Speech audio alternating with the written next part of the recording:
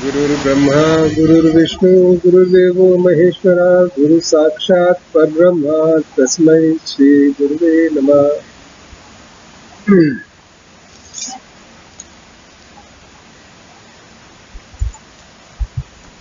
मैं फोर्थ साधना सम्मेलन से जो दादाजी ने लिखा वो पढ़ रहा हूँ, उनके थोड़े एक्सट्रैक्ट्स पढ़ रहा हूँ ताकि वो जो साधना के बारे में बताया वो कंप्लीट हो जाए। तो अभी तक जो हमने कवर किया है कि विमोचन के बाद कारण दीक्षा और उसके बाद साधना शुरू की है। पांचों कोशों का अहंकार एक रूप होना चाहिए। नित्य साधना मतलब रोज साधना की प्रैक्टिस करनी चाहिए। संता से साधना करनी चाहिए और बीच में रुकना नहीं है। सुर की ऊंचाई सिर्फ कान के त्रिकोण तक आनी चाहिए, ज्यादा सुर ना ऊपर होना चाहिए ना नीचे होना चाहिए। 1.5 सेकंड्स का सांस लेना चाहिए। मन में कोई तनाव नहीं होना चाहिए। उच्चार मध्य लय इसका ध्यान रखना है। संता से और सिंक्रोनाइज साधना करनी है। जब सामूहिक साधना करनी है, जब सिंक्रोनाइज, जब अपनी साधना करनी है तो सब ओंकार या नामस्मरण का एक ही संथा होनी चाहिए। उसके आगे हम आज जो करेंगे वो उसके आगे हम बढ़ेंगे। आपने नीलम आपने पूछा था 1.5 सेकेंड्स का सांस लेना, वो आपको आ गया कि आगे? 1.5 सेकेंड का सांस लेना मतलब दादाजी बोलते हैं कि जो भी हर कोई मंत्र के बाद आप पूरा सांस लेके वो मंत्र दैट इज इनफ। उसमें 1.5 सेकंड लग जाता। अभी आगे जाने से पहले एक और प्रश्न कि हम जब यहाँ साधना करते हैं तो हम यहाँ की पूरी लाइट्स को ऑफ करते हैं। आप सबने नोटिस किया होगा कि यहाँ की पूरी लाइट्स ऑफ करते हैं। तो वो क्यों करते हैं? Why do switch off all the lights?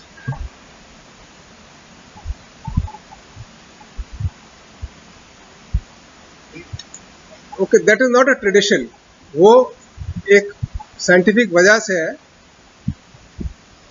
दादाजी ने मजाक किया था, मैं बताया था कि हम शिरोडा में इसलिए साधना सम्मेलन रख ले हैं कि ये शिरोडा अंडमान काला पानी के जैसे है कि जो एक बार इधर आ जाए निकल नहीं सकता।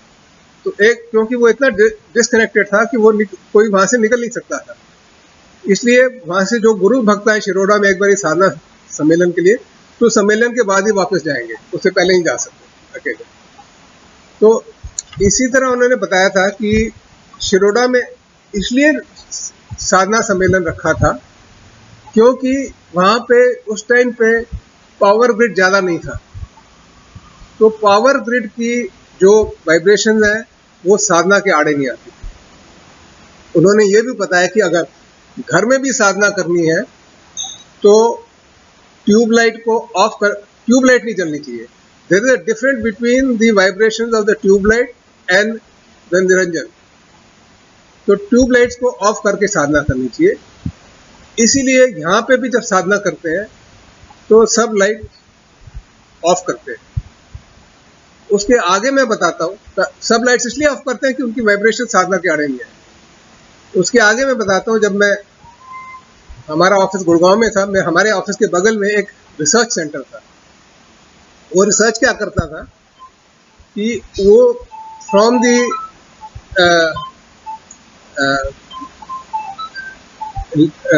रेज ऑफ मोबाइल टेलीफोनी, जो वहां से उनकी फ्रीक्वेंसीज है, he used to collect them. He tried to produce light, electricity. और उसने हमने दिखाया कि उसने एक इंस्ट्रूमेंट बनाया था, जैसे दिवाली की छोटी छोटी एलईडीज होती है उसमें लगाई और वो रेस को कलेक्ट करके वो एलईडीज जली। इसका मतलब he could extract the light power from that. जब आप लोग जसोला में भी आते हैं तो मोबाइल जो जसोला का टावर है उसको हैंडशेक करती है, मतलब उसको बताती है कि मैं ये मैं इस जगह में हूँ, और जसोला का टावर उसको एक्नॉलेज करता है कि हाँ आप पहुंच गए, वी आर रजिस्टर्ड। तो वो भी वाइब्रेशंस आती रहती है। हम लोग ट्रायल कर रहे थे, वो भी मोबाइल की फ्रीक्वेंसी से, किसी की ट्रायल करा रहे थे फॉरेन कंपनी की, कि 15 किलोमीटर की रेंज पे वीडियो सर्वेलेंस का ट्रांसमिट करना, उसको वाईमैक्स कहते हैं इसको। वो 15 किलोमीटर की रेंज को ट्रांसमिट करने के लिए पहले जो ट्रांसमीटर और रिसीवर था उसको एक कमरे में रख के सिंक्रोनाइज करा था। कोई भी फॉरेनर उस कमरे में नहीं जाता था, वो डरते थे कि इसकी रेडिएशन हमें हार्म ना कर रहे हैं। इसलिए माइक्रोवेव कम्युनिकेशन है, उससे भी रेडिएशन हार्म कर सकती है। तो इसीलिए दादाजी ने बोला था कि सारी ट्यूबलाइट्स वगैरह ऑफ करके, और अगर हम यहाँ पे भी मोबाइल्स को भी ऑफ करें तो वो भी रेडिएशंस कम हो जाएंगी, क्योंकि साधना की रेडिएशन इतनी सूक्ष्म है कि दूसरी रेडिएशन उसको हार्म कर देगी।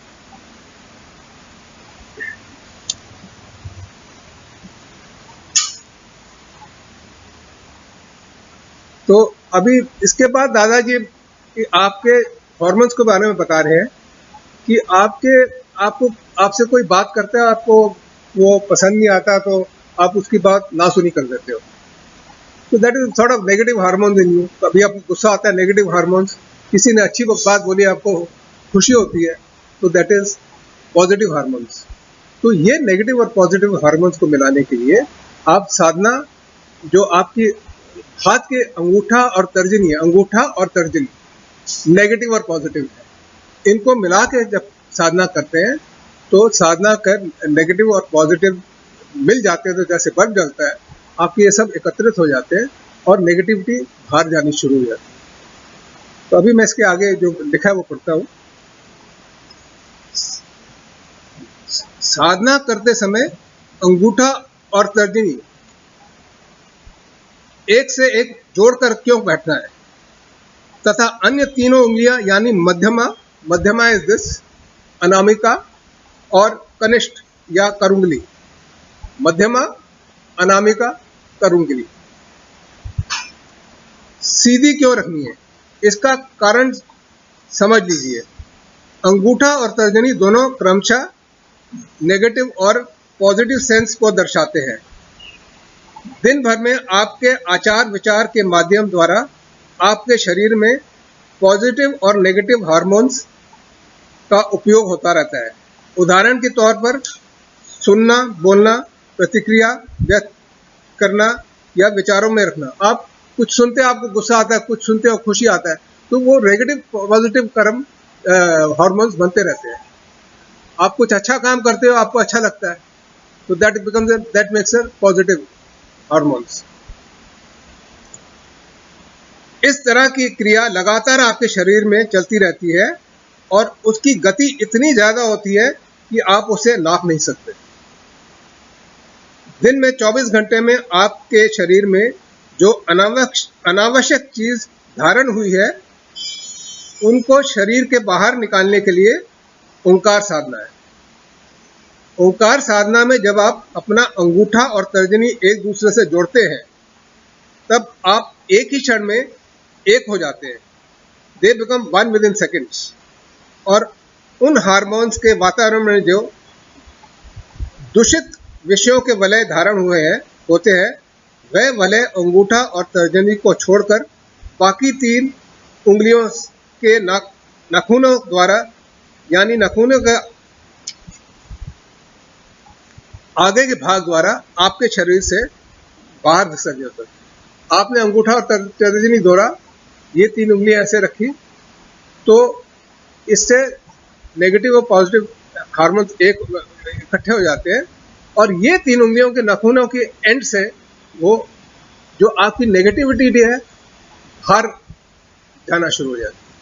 इसलिए अंगूठा और तर्जनी जोड़ते हैं और ऐसे तीनों उंगलियां सीधी करके बैठते हैं।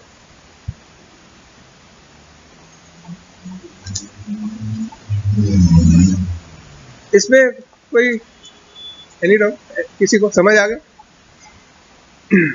अब आगे दादा ने बोला कि तीनों उंगलियों से नेगेटिविटी बाहर जाती है, उसको कैसे बाहर जाती है आगे समझा रहे हैं। देहिक माध्यम के 3 भाग होते हैं। ब्रह्मरंध्र से कंठ तक पहला भाग, कंठ से नाभि तक दूसरा भाग, और नाभि से नीचे तीसरा भाग। 3 भाग है, ब्रह्मरंध्र से कंठ तक, कंठ से नाभि तक, नाभि से नीचे तक। ब्रह्मरंध्र से कंठ तक के भाग में जो दोष निर्माण होते हैं वे कैसे होते हैं? दूषित सुनने से, दूषित देखने से या दूषित बोलने से। ब्रह्मरंध्र से कंठ तक आप सुनते हो, देखते हो, बोलते हो, तो उससे जो दोष निर्माण होते हैं वो यहां से यहां तक होते हैं, या दूषित विचार करने के कारण निर्माण होते हैं। ये माध्यम ये मध्यमा उंगली द्वारा प्रवाहित होने लगते हैं और विसर्जित होते हैं। मतलब ब्रह्मरंध्र से कंठ तक मध्यमा उंगली द्वारा विसर्जित होते हैं, दूषित बने। कंठ से नाभि तक, कंठ से नाभि तक के भाग के दोष हाथों की तीसरी उंगली से यानी अनामिका से प्रवाहित होकर विसर्जित होते हैं। ये अनामिका है, यहां से प्रवाहित होकर विसर्जित होते हैं। नाभि से पैरों के नाखूनों तक के भाग के दोष हाथों की छोटी उंगली से यानी करुंगली कनिष्ठा से प्रवाहित होकर विसर्जित होते हैं, इससे विसर्जित होते हैं। तो इसलिए मैं इन स्कूल टीचर से, you want to go to toilet, teacher this so this is toilet, going to toilet. और इसी तरह when you have something positive to say, और आजकल तो आप लोगों ने बहुत देखा होगा, when you have something positive to say तो क्या करते हैं टीवी एंकर में, they do this, that I have got something positive to say, ऐसे हाथ उठा देते हैं। So this is something positive to say. शरीर में जो दूषित वलय धारण होते रहते हैं उनका विसर्जन कैसे होता है? ब्रह्मरंध्र से कंठ तक का भाग हाथों की बीच की उंगली यानी मध्यमा से होता है। कंठ से नाभि तक का भाग हाथों की तीसरी उंगली यानी अनामिका द्वारा होता है। नाभि से पैरों के नाखूनों का भाग हाथों से चौथी उंगली यानी कारुंगली या कनिष्ठ द्वारा होता है। अभी आप पूजा के समय क्या करते हैं? जब आप बिंदी लगाते बाबा को तो इस उंगली से लगाते हैं, अनामिका से लगाते हैं। पूजा के समय ईश्वर को अनामिका से चंदन लगाते हैं, ऐसा क्यों? कंठ से नाभि तक का भाग अनामिका उंगली द्वारा दर्शाया जाता है। हमारे मन में ईश्वर के प्रति प्रेम, ममता, अपनापन निर्माण हो, इसलिए अनामिका से ईश्वर को चंदन लगाते हैं। हमारे मन में जो भावना होती है वो कहां से निकलती है?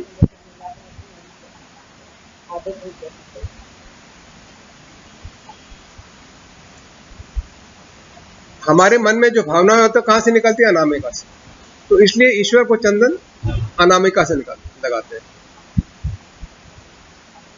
शायद अपनी जेंट्स अपनी वाइफ को चंदन भी अनामिका से लगाते हैं।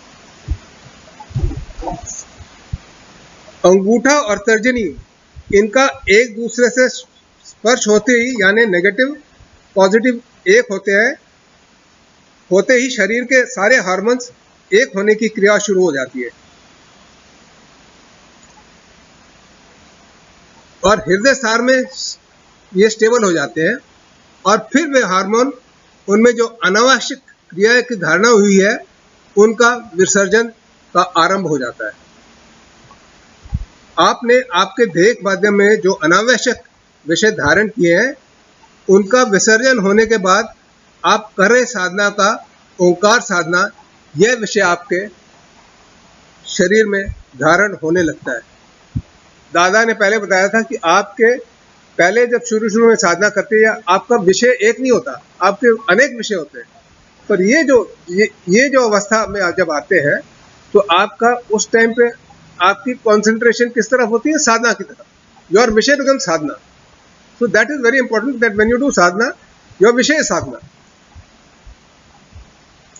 मतलब देह में से अन्य अनावश्यक विषय निकल जाते हैं, जाने के बाद आपका इष्ट विषय आप में धारण होता है, साधना का विषय आपका आप में धारण होता है। इसकी मिसाल ये है कि एक बर्तन में पानी है, क्या आप उसमें दूध ले सकेंगे? नहीं, उससे पानी निकालने के बाद ही आप उसमें दूध ले सकेंगे।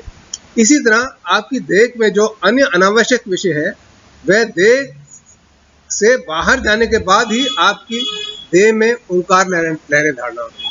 तो आपको तो पहले अपने विषय खाली करने हैं, तभी तो आप धारण करोगे।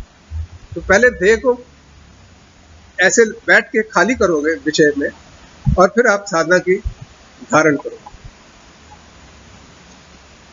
अभी दादा ने बोला आप एक प्रयोग करो, आप मुट्ठी ऐसे बंद करके साधना करनी शुरू करो और फिर ऐसे बैठ के साधना करो, फिर आप देखो क्या फर्क लगता है। आप एक प्रयोग करके साधना करते समय आप हमेशा की तरह ध्यान अवस्था, जैसे ध्यान अवस्था में ना बैठकर मुट्ठी बंद करके बैठिए और आपको जो अनुभव होगा वह महसूस कीजिए। अब आप अवधान मुद्रा में बैठिए, मतलब कैसे? आलती पालती लगाकर घुटने पर हाथ रखने हैं और अंगूठा और तर्जनी जोड़कर मध्यमा, अनामिका और करूंगली सीधी रखनी है। मतलब आपने आलती पालती बैठे, चेयर पे बैठे हो तो ऐसे हाथ घुटने के ऊपर रखने हैं और ये तीनों उंगली सीधी रखनी है।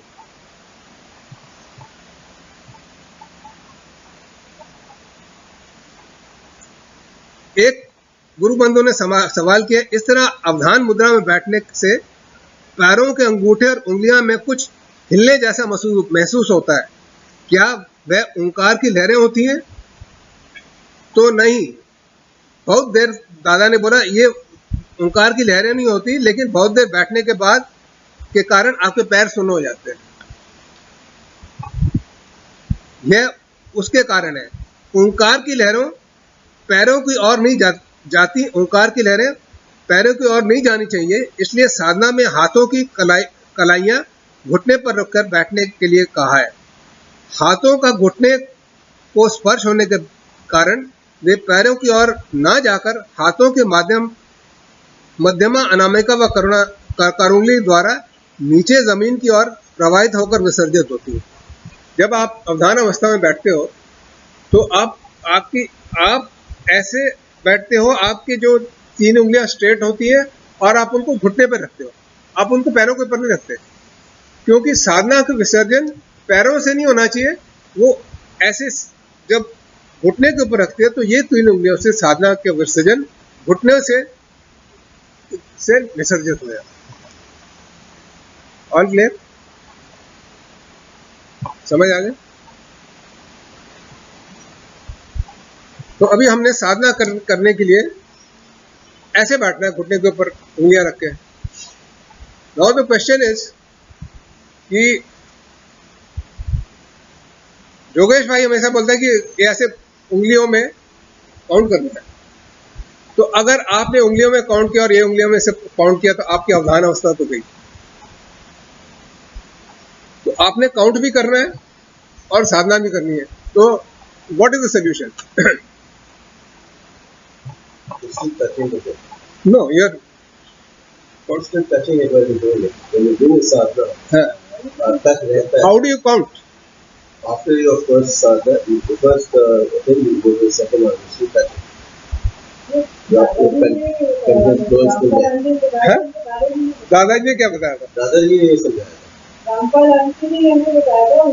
भाई इसमें तो नहीं लिखा हुआ। Interpretation फर्क है. नहीं, इसमें लिखा ही नहीं हुआ इसके बारे में। इसमें तो ये लिखा हुआ कि ऐसे बैठना है। हाँ, वो टच जरूरी है। हाँ, इसलिए अच्छा,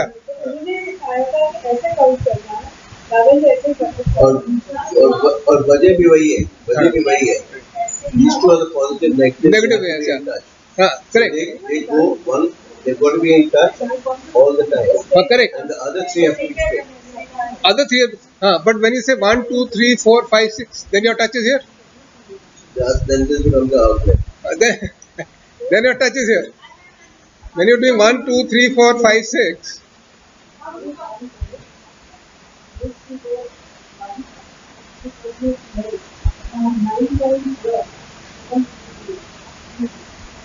That's how we were taught. No, I am not disputing that, but I am saying that when you do that, in when you do,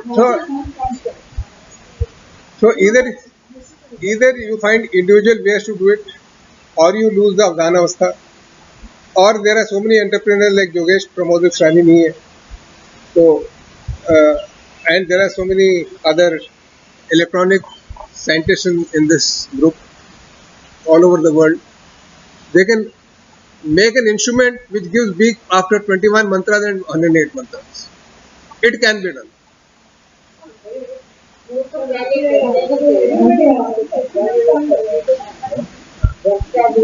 हाँ, जब that is a better thing to do, especially when you are doing Onkar sadhana. Especially when doing Onkar sadhana, combined सामूहिक साधना जब करते हैं तो वो एक आदमी घंटी बजा सकता है, तो that is a better way of doing. एक आदमी ना, वो लीडर वैसे ही जोर से बोलता है. एक और फायदा होता है जब ऐसे करते हो, काया वाचा मन का कंट्रोल होना होता है. Research in that as well, because the kaya vacha man is one track. So this is all combined. Even if I don't do this, मैं अपने मन में काउंट करता हूँ, अच्छा इधर आ गया, इधर आ गया, इधर आ गया. मैं काउंट नहीं करता, ये ऑटोमेटिकली होता है. ऑटोमेटिक वही बोल रहा हूँ, मेरा automatically my mind goes here. That was mind is on Omkar and this is happening by itself. Anyway, so that's what I'm saying. If you create an instrument, then the mind is always on Omkar and the instrument consists. I find this to be. But that is a question that came to my mind, that if you have to do this, then why are you doing? Then how can you do this with this?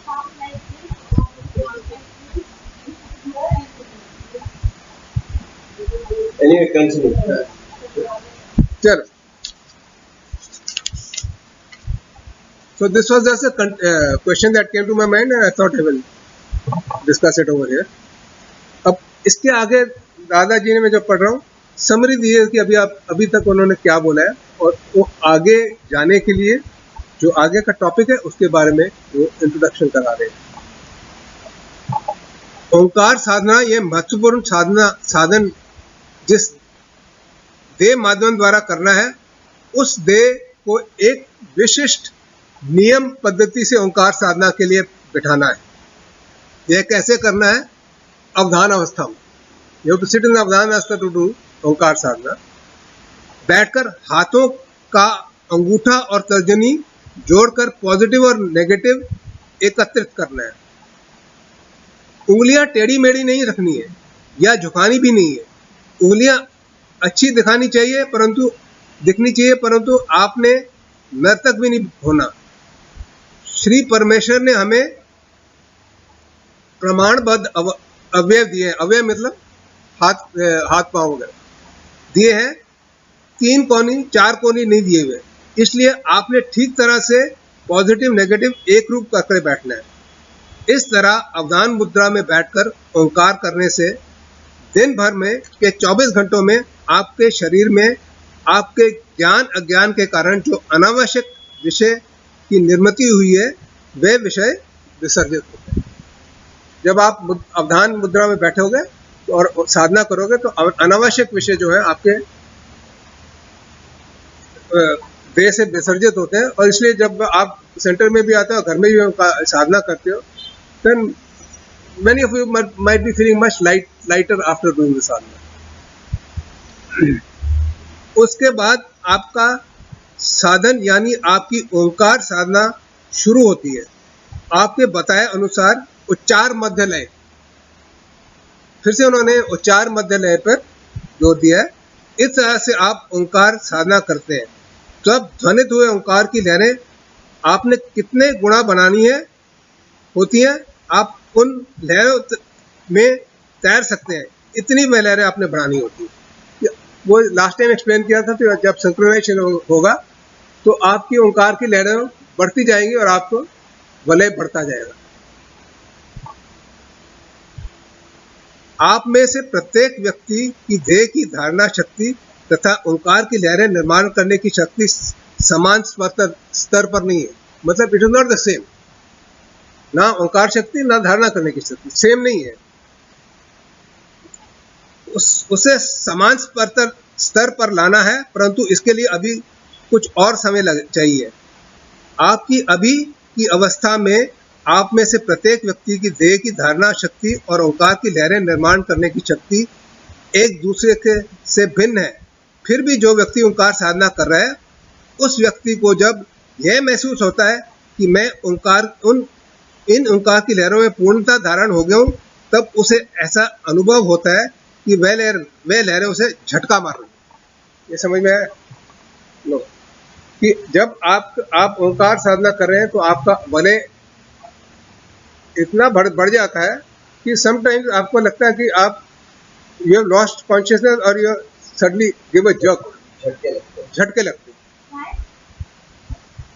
Y आगे आ रहा है। तो सीधा Y, तो Y का जवाब भी दादाजी दे रहे हैं। मतलब कि वे लहरें उसे झटका मार रही हैं। मतलब यहां क्या हो जाता है, you be very happy listening to this. आगे जो आ रहा है, आपका काया वाचा मन का दैहिक माध्यम ओंकार साधना से निर्माण हुई लहरों में पूर्णता एक रूप होने के लिए कार्यक्षम हो गया। That means when you are getting the jhatka, your deh has become capable of absorbing those Omkar की वाइब्रेशंस। हाँ जी, अभी आगे भी सुन लेना।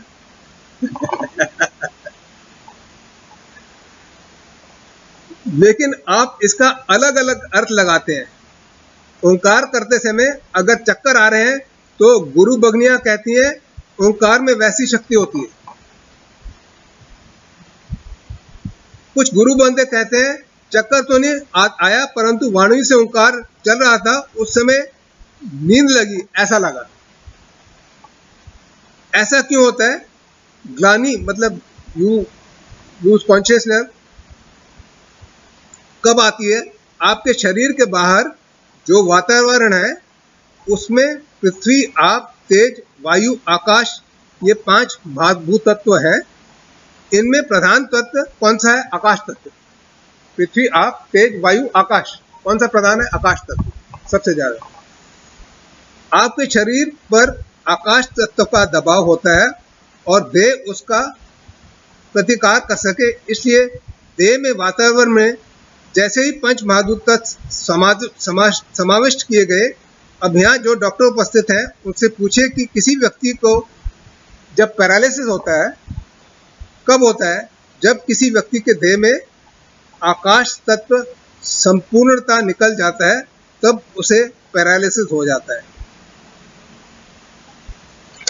मतलब जब आपका आकाश तत्व कम हो जाता है तब आपको पैरालिसिस हो जाता है। दादाजी compares this to a balloon.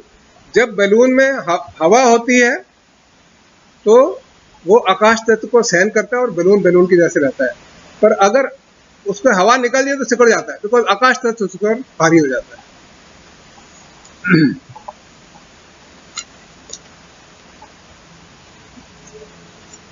आपके चारों ओर वातावरण है। ओंकार साधना में ध्वनित हुई ओंकार जब वातावरण के आकाश तत्व से अधिक प्रभावी हो जाती है, तब आपको ग्लानि आती है। Then you feel that you are lazy और समथिंग। परंतु यह नींद या ऊँघना नहीं है, बल्कि ओंकार की लहरों के कारण आपके ऊपर वातावरण का दबाव बढ़ जाता है और आपको नींद जैसा लगता है। ऐसा हुआ, इसका मतलब आपका साधना यथा योग्य हुआ है, यह होने लगता है। So that's why I said you should be happy, because even though you're sleeping now, you can say नहीं, मेरे को ओंकार धारणा हो रही है। तो you can argue कि मेरे को नींद नहीं आ रही, मेरे को धारणा हो रही है। कौन से पेज में लिखा है? कौन से पेज में लिखा है? ये पेज 28-29 लिखा है।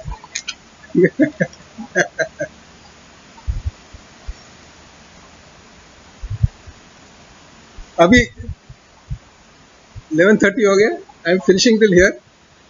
Next will do next day. Okay.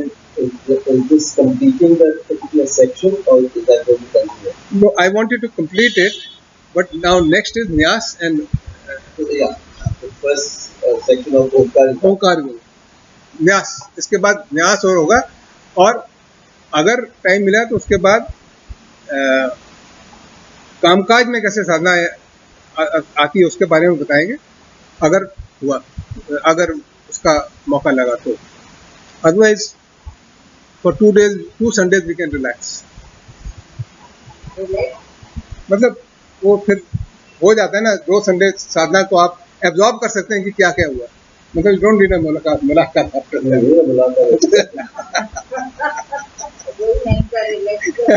साधना तो रोज होती है, संडे को extra. Sunday Any questions, anyone? Any questions on this? Yeah.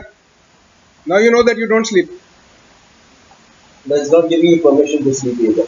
Yeah, but I'm not so convinced. Yeah, I think relaxing the body and then one feels. Yes, one feels easy.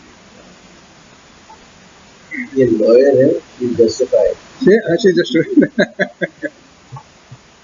that मानसिक तनाव निकल जाता है. Then you feel Lighter. light. Then Yeah. you might feel sleepy. Then you, no, don't use the word sleepy, because then you're turning it against you. So you feel light. Keep it at that. Now the message is going to promote as well.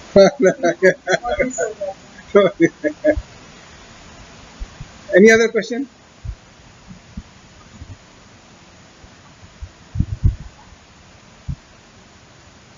सदा सर्वदा योग तुझा घडावा, तुझे कारणी देह माझा पडावा, तुझे नको गुणवंता अनंता, नायका मागणे हेची आता, उपासनेला जड चालवावे, देव संतासी सदा नमावे, सत्कर्म योगे वैघाल भावे, सर्वामुखी मंगल बोलवावे, ज्या ज्या ठिकाणी मन जाय माझे, त्या त्या ठिकाणी निज रूप तुझे, ठेवितो मस्तका त्या ठिकाणी, दे तुझे सद्गुरु पाहि दोणी.